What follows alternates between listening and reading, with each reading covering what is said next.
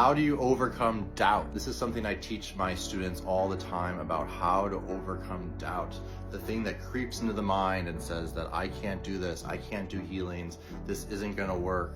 How to make that go away. So this is very, very important when you're stepping into your ability to heal.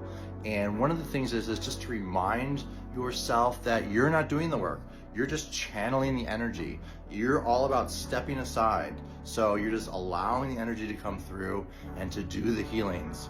And this work heals such a vast array of pain and ailments and different things, and you just have to trust and give it a try. There's nothing wrong with trying. And then once you see the miracles happen, once you see someone that's like, I'm in so much pain, you work on them and the pain is gone, it helps to recalibrate the mind to be like, okay, this works.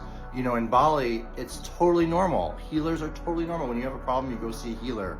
In our culture, it is not normal. And so our minds and our brains are very conditioned to not believe in this, and our minds will create all kinds of doubt along the way. And so the best way to overcome doubt is to do it over and over and over again to prove your mind wrong.